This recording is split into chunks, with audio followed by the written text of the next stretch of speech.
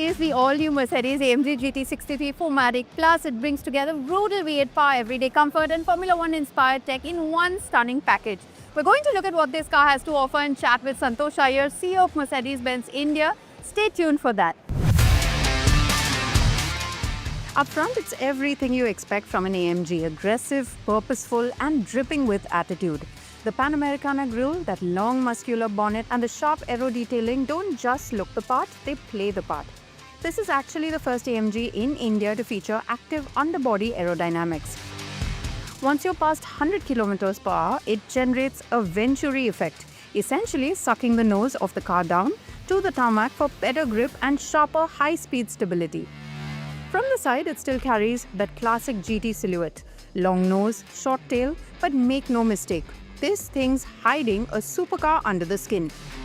It's its low on 21-inch AMG wheels, gets rear axle steering and a wider track, all of which translates to serious corner carving ability. What really makes it special though is the suspension. AMG's active ride control replaces old-school anti-roll bars with a high-tech hydraulic system. It reacts in milliseconds to keep the car flat and composed, whether you're attacking a corner or cruising on the highway. Around the back, it's just as dramatic. The adaptive rear spoiler moves through 5 positions depending on your speed and drive mode, while the quad exhausts, well, let's just say, they don't whisper. Under the hood is pure AMG magic, a 4-litre twin-turbo V8 handcrafted by a single technician. It makes 585 horsepower, 800 Nm of torque and launches from 0 to 100 kmph in just 3.2 seconds. And yes, each engine gets a signature plaque because this isn't mass production, it's craftsmanship. Inside, it's equal parts cockpit and luxury lounge. You get AMG-specific displays, 5 layout styles and the full-fat track-based telemetry system if you're chasing lap times. And here's something rare for a car like this: actual rear seats. They're small, sure, but usable, especially for kids or short trips. It's a reminder that GT isn't just for the track, it's built to be lived with. You've also got 6 AMG Dynamic Select modes from Slippery to Sport Plus and even full-on race. There's a drift mode too if you ever feel like turning all that grip into glorious oversteer. So yes, it looks stunning and sounds even better. But the GT63 is more than just a pretty face. It's a fully engineered F1-inspired V8 powered missile and it's finally here. Santosh, thank you so much for joining us on Overdrive and on CNBC TV18 today. My first question to you is, how are the 2 models that have launched in the country today, how do they fit into the portfolio of high-performance vehicles that you already have? And, especially in terms of the top-end vehicle strategy. Sorry, thanks for joining us for the launch. So, if I go back now, almost a decade back, the first car in this family was the SLS AMG, the iconic Gullwig design. And I still remember when we got this into India, the question was, do we have enough enthusiasts? I think we have come a long way. AMG is a brand for performance driving in India now, very synonymous. A lot of customers have not only bought the SLS, we have also one on display right here, the 10-year-old Gullwing. But even post that, we launched the GT, the Night series, and we can see a lot of customers not only buying these cars, but using it on the tracks on a private basis. Some customers are even making their own tracks in India now to enjoy these cars. Not only our brand, but to enjoy other performance cars as well. But also using it on the public roads, because I think over this last decade, the road infrastructure in India has also increased, so you can also take them out and enjoy.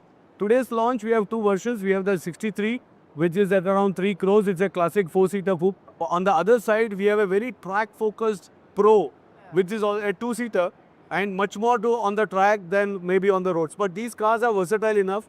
A lot of Formula One based technologies, what we do, has been getting into this car. So I think it takes the performance driving to the next level for the enthusiast. And interestingly, even before we are launching today, our hardcore customer base, they're already in touch with our teams. So we have almost more than 10 customers who have already booked these cars. That was going to be my next question about the allocation of these models in India. And I wanted to also ask you, of course, it seems like the demand has outpaced the supply. Yeah, so right now, these cars we start delivering in end of this quarter 4, basically end of the year. And then we are also open for new orders and new bookings because these have life cycles that just been launched. And the car that I just shared was a left-hand drive car. So actually, we still don't have the right-hand drive version globally. And but we want to get in cars as early as possible to Indian customers. They also want the latest, and they are not prepared to wait. So therefore, they are already launching the car, and by end of this year, they get the first right-hand drive cars being produced in the world in India. So who are the intended customers for these two models? Are they already AMG customers, or are you also targeting some high net worth individuals to join into the AMG family? Firstly, there is a growing breed of performance car driving enthusiasts. So we are also introducing and announcing today that we will be doing more track events and more driver trainings on tracks. So we want to conquest, get new customers into performance motoring. I would say, one of our customer took the GT Black Series last weekend in Natrax. And there were many cars, but I'm happy to say that the GTs just smoked them out clearly there. So I think there is a pedigree. It's a very small community of enthusiasts as well. So, but it's a growing pride. So surely the first go-to is our current base of AMG lovers, but this pride increases, and surely these cars will also find owners into other competitors, customers, I would say, who would also now shift or would love to shift to an AMG. And in the country, of course, electric and hybrids are taking over in terms of the high-end performance luxury market, right? So will we see a hybrid AMG GT63 in the future? So a couple of these cars, have the hybrid technology as well, because it definitely uses different powertrains. But let me go back 2 days back. We just unveiled now the GTXS concept in Affalterbach.